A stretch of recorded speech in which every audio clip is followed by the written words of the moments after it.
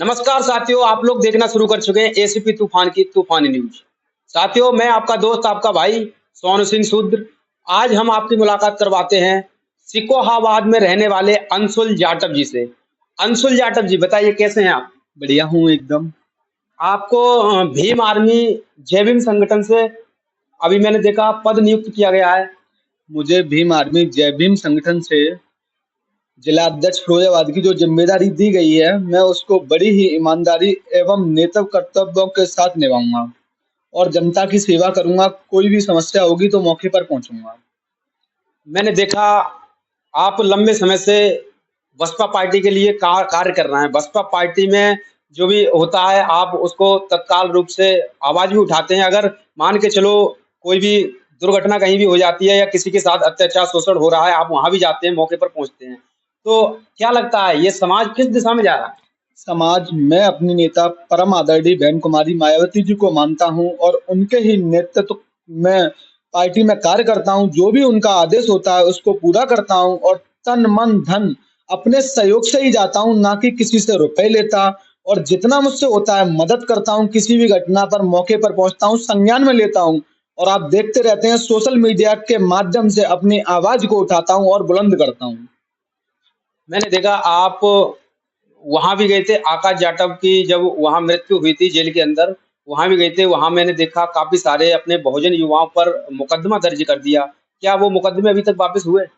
Actually बात ये होती है, प्रशासन कभी नहीं चाहता कि किसी व्यक्ति पर मुकदमे लिखे जाएं, लेकिन समाज में एक कुछ वहां पर उपद्रव करने वाले जो लोग थे जिन्होंने पथराव और पुलिस प्रशासन पर फायरिंग की। मैं तो कहता हूं उसमें किसी भी निर्दोष व्यक्ति को नहीं फंसाया जाए और जो भी दोषी हैं उनको जल्द से जल्द जेल भेजा जाए।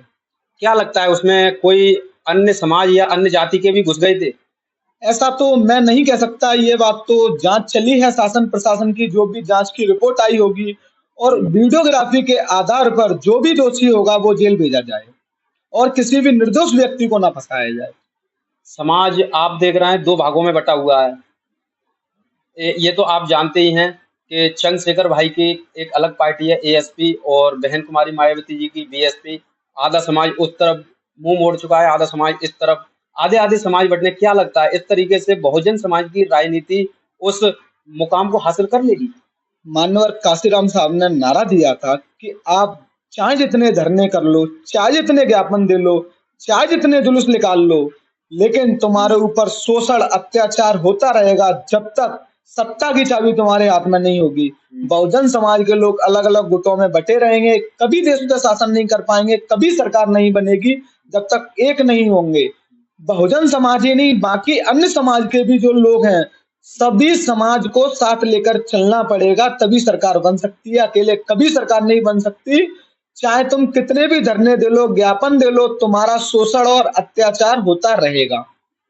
मैं देखता हूँ कभी भी जो बड़े बड़े नेता होते हैं वो आपस में कभी भी एक दूसरे को टिप्पणियां नहीं करते, लेकिन ये जो संगठन और पार्टी के जो कार्यकर्ता होते हैं आपस में तू मैं और लड़ाई झगड़ा इनमें अक्सर होते रहते हैं। जब वो एक हो वे आपस में कुछ कहते नहीं है तो ये लोग क्यों आपस में लड़ाई झगड़ा करते हैं?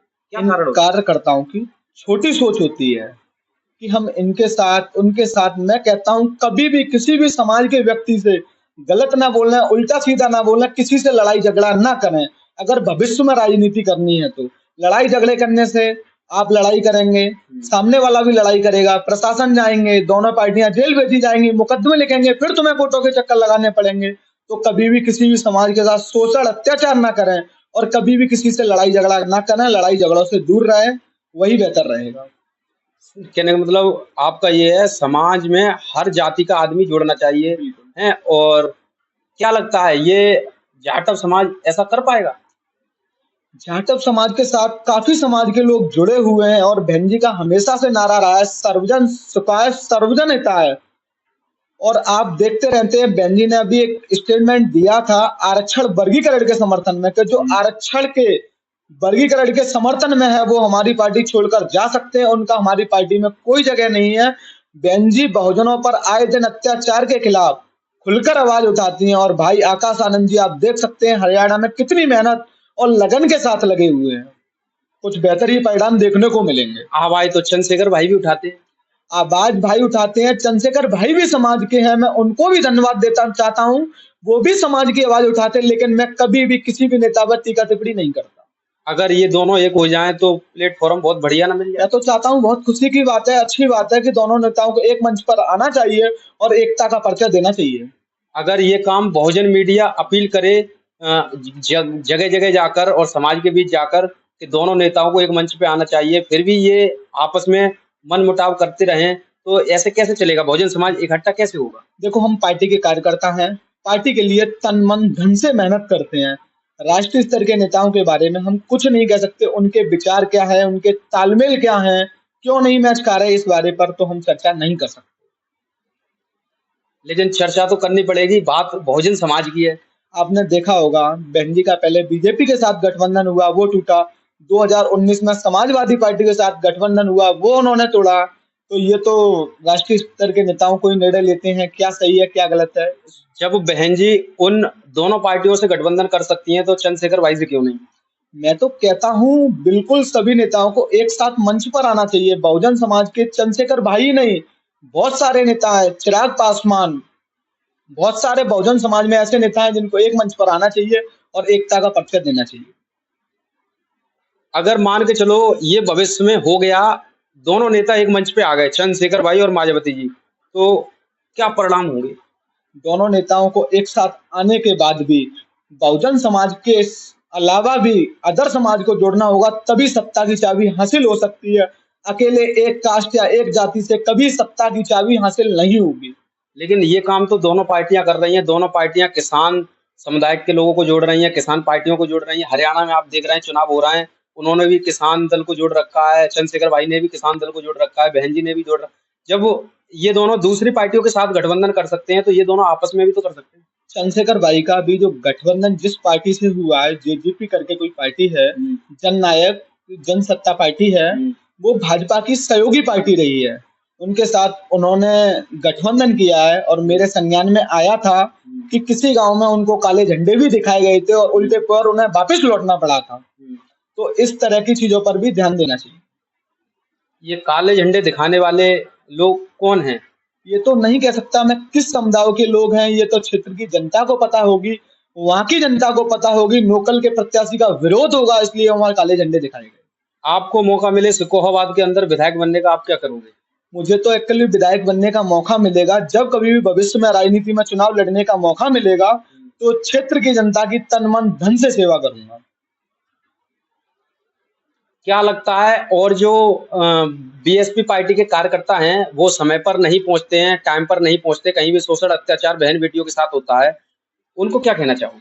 एक्चुअली बात ही है, बीएसपी के पदाधिकारियों की बात करूं मैं, तो जहां भी उन लोगों को समय या घटना की जानकारी मिलती है, तो समय से पहुंचते हैं। और मैं भी एक बीएसपी का कार्यकर्ता हूं, तो मुझे भी जहां घटना संज्ञान में आती है, मैं तुरंत मौके पर पहुंचता हूं। और आप सोशल मीडिया के माध्यम से देखते रहते हैं, मैं अपनी आवाज को बुलंद करता रहता हूं। नहीं, आप तो युवा हो, आप पहुंच जाओगे, लेकिन जो लोग वोट वोट मांगते हैं, जो लोग उस गद्दी पर पहुंच जाते हैं, वो लोग तो कभी आते ही नहीं हैं। चलिए, बात यह है कि आप तो देख ही सकते हैं, जनता की सेवा 2007 से 12 वाला शासन, अनुशासन और सुशासन आपने देखा होगा कि बहन जी का क्या शासन रहा है यूपी में। गुंडे जेल के अंदर कांपते थे कि बहन जी का ऑर्डर आ गया ना। देखते थे आप क्या शासन रहा है बहन जी का। और बहन बेटियों पर अत्याचार बिल्कुल नहीं होता था, ये बहन जी का सुशासन। अब मैं देख रहा हूँ बहन बेटियों के साथ इतना जुल्म, शोषण, अत्याचार।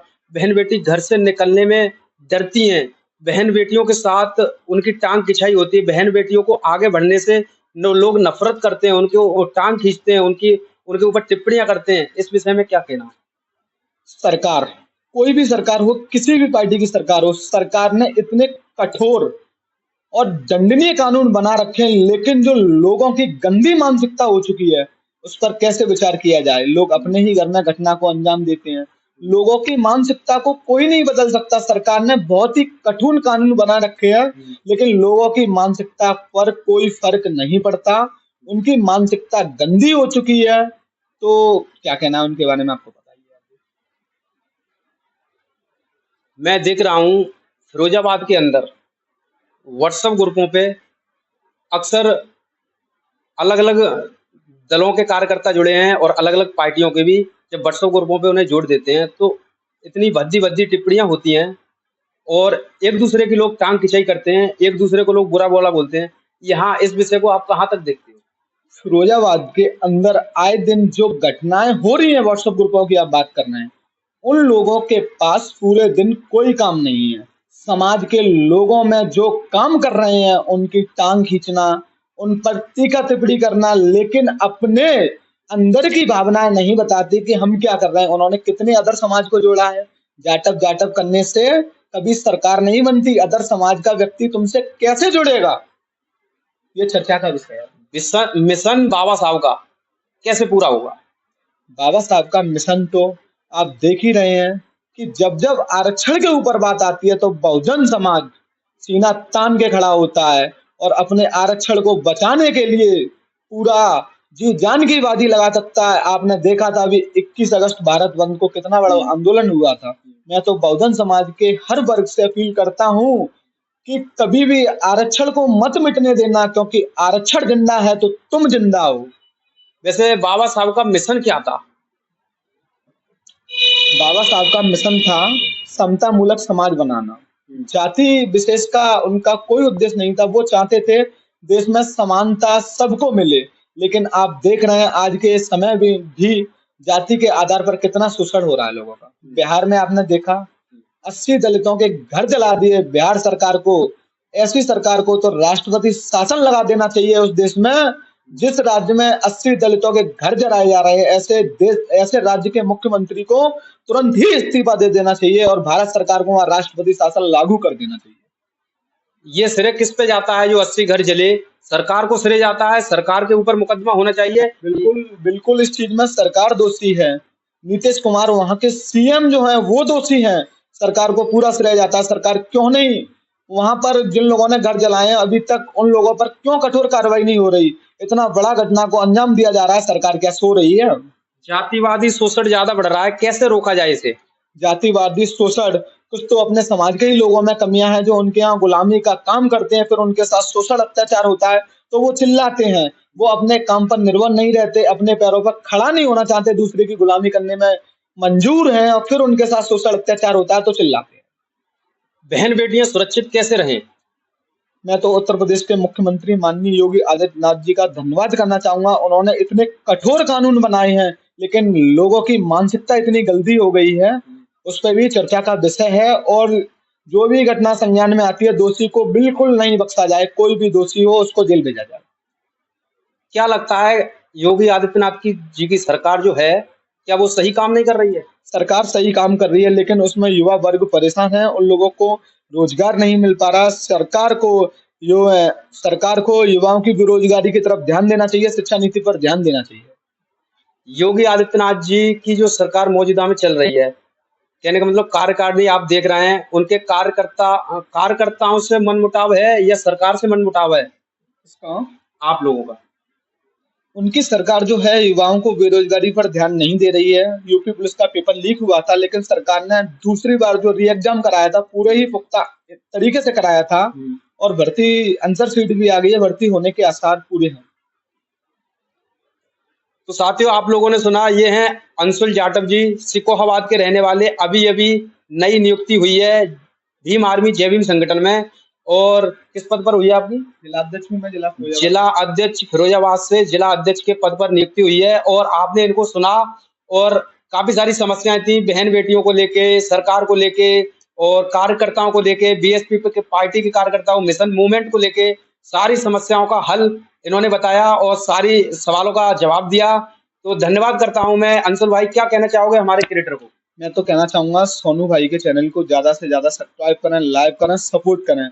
और मैं आपको भी कहना चाहूंगा, जहां भी क्षेत्र में बहुजन समाज या अदर समाज के साथ अत्याचार हो तो आप उनको पूरी तरीके से सच्चाई में दिखाने की कोशिश करें और बिल्कुल निष्पक्ष तरीके से दिखाया जाए क्या सच्चाई है। Thank you. आप लोगों ने सुना अंशुल भाई को। हमारे चैनल पर अगर आप लोग नए हो तो चैनल को सब्सक्राइब कर लें, लाइक कर लें, कमेंट करें। बने रहिए हमारे अगली वीडियो के साथ। जय भीम, इंकलाब जिंदाबाद।